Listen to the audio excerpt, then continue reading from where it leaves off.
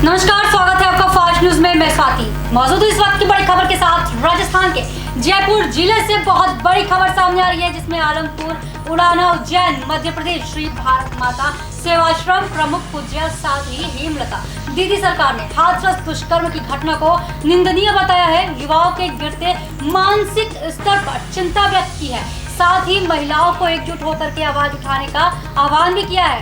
Film उद्योग व्यापार संघ राजस्थान के सचिव मुकेश सागर ने बताया कि संपूर्ण देश जहां इस घटना की निंदा कर रहा है, वहीं संत समाज भी अत्यंत आक्रोशित है। देखिए राजस्थान से जयलाल नागर की रिपोर्ट। जय श्री राम। मैं साध्वी हेमलता, भारत माता मंदिर, आलमपुर, उड़ाना, जिला उज्जैन। आज हमारे देश में एक बहुत बड़ी जो घटना घटी है, उस घटना को लेकर के मैं आपके बीच में कुछ उपस्थित हुई हूँ। उस विषय को लेकर के हाथरस उत्तर प्रदेश में जो घटना घटित हुई है बहन मनीषा वाल्मीकि के साथ में, इस देश में कभी किसी नारी के साथ में ऐसा ना हो, ऐसी घटना ना घटे। हाँ, ऐसे समय में उस परिवार का साथ चाहिए। और हम देश की जो बहनें हैं, हमारा एक परिवार है और हमें खुद अपनी लड़ाई लड़नी चाहिए। आज आतताइयों को हमें सबक सिखाना चाहिए। ऐसे ही विषय को लेकर, ये जो विषय है ये बड़ा गंभीर विषय है, इसे आप हल्के में ना लें। आज भारत में जो घटना घटी है उससे हमारा भारत देश पूरा शर्मसार हो रहा है।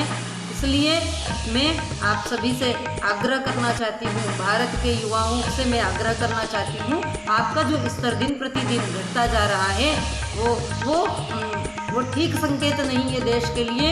इसलिए उन माता पिताओं से भी मेरा आग्रह है, जिनके बच्चे आज बिगड़ रहे हैं, वो अपनी पीढ़ियों को संभालें। आने वाला समय हमारा कितना खतरनाक हो सकता है, इसलिए अभी भी कुछ नहीं बिगड़ा है, इसे संभालने की आवश्यकता है। और उस बहन के साथ में जो घटना घटी है उसकी मैं घोर निंदा करती हूँ। हाँ, ऐसे ही इस विषय को लेकर के उस बहन को श्रद्धा सुमन अर्पित करने के लिए, श्रद्धांजलि देने के लिए, मौन श्रद्धांजलि देने के लिए उज्जैन से बहन सुरेखा तंवर ने एक ऐसा ही कार्यक्रम रखा उस बहन के लिए, जो अनेक समाज के लोगों को बुला करके, अनेक समाज की बहनों को एकत्रित करके ये संदेश दिया है कि हमारे समाज का जो सौहार्द बिगाड़ा जा रहा है उसमें केवल राजनीति और कुछ असामाजिक तत्व है जो सौहार्द बिगाड़ रहे हैं देश में। आज भी किसी को किसी से कोई द्वेष नहीं है, कोई द्वेष भावना नहीं है। आज जातियों में हम नहीं बटे हैं, लेकिन जबरदस्ती उसे बांटा जा रहा है। सदैव हमने कहा है, हमने समरसता की बातें की है। हम संत लोग होते हुए भी हम सदैव ही उन मंचों पर जाते हैं। हमने हिंदू सभाएं की है और उन सभाओं में हमने सबके साथ बैठ करके समरसता का भोजन किया है।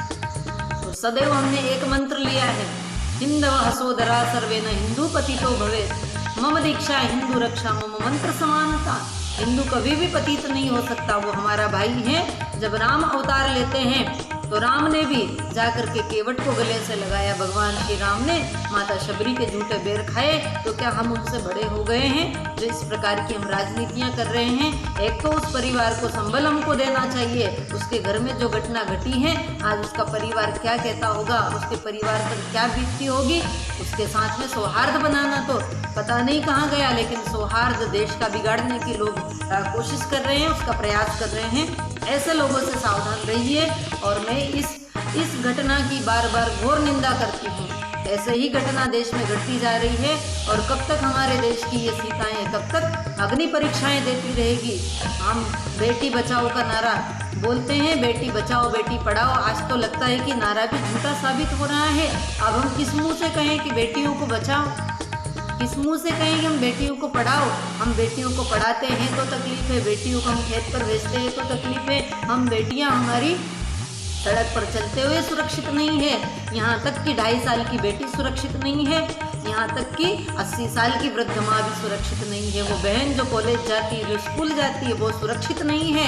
घर की गृहिणी सुरक्षित नहीं है। और तो और घर में बैठी हुई 80 साल की माँ भी सुरक्षित नहीं है। ऑफिस में काम करने वाली सुरक्षित नहीं है। तो बताओ, हम बेटी बचाओ बेटी पढ़ाओ का जो नारा हम दे रहे हैं, बोल रहे हैं, बेटियों को बचाने का प्रयास कर रहे हैं, तो पहले तो आप इन बेटियों की जो घटना हो रही है उनके साथ में इसे रोकें। कब तक ये घटनाएं घटती रहेगी, कब तक बहनें बलि चढ़ती रहेगी? दिन प्रतिदिन ये अपराध बढ़ते जा रहे हैं। इसलिए लिए मैं देश की सरकारों से भी आग्रह करना चाहती हूँ कि आप ऐसा ठोस कदम उठाइए कि जब ऐसा कोई अपराधी अपराध करे तो उसको उस लायक बना दे कि वो जीवन में किसी को मुंह दिखाने लायक ना रहे, ना कमाने लायक रहे। जीवन भर उसको अपंग बना करके आँख फोड़ दी जाए, उसके हाथ पैर तोड़ दिए जाए, उसको छोड़ दिया जाए उसके हाल पर। बस यही दंड है उसके लिए यही सजा है।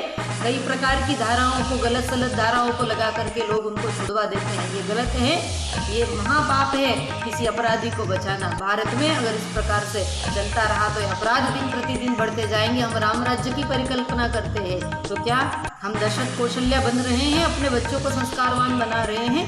बेटियों को शिक्षा की हम बातें करते हैं कि इनको संस्कार देना चाहिए, इनको शिक्षा देनी चाहिए, तो क्या हम अपने बच्चों को, हमारे बेटों को शिक्षा नहीं दे सकते? अपराधी वो माता पिता भी है जो अपने बच्चों को जन्म दे करके सुअर की भांति उनको जन्म देते हैं, लेकिन केवल वंश वृद्धि वो पशु की भांति कर रहे हैं, लेकिन उनको संस्कार नहीं दे पा रहे हैं। बस इसी के साथ में मैं विदा लेती हूँ। उस बहन को मेरी ओर से बहुत बहुत श्रद्धा सुमन अर्पित, उसे श्रद्धांजलि, मौन श्रद्धांजलि जो हुई है उसमें मैं भी अप्रत्यक्ष रूप से सम्मिलित हुई हूँ आप सबके साथ में, और सदैव मैं आपके साथ रहूँगी, ऐसा मैं आपको आश्वासन दिलाती हूँ। इसी के साथ में जय श्री राम, भारत माता की जय। ये थे के समाचार, ऐसे ही बड़ी खबरों के साथ फिर उपस्थित होंगी, तब तक के लिए इजाजत दीजिए, धन्यवाद।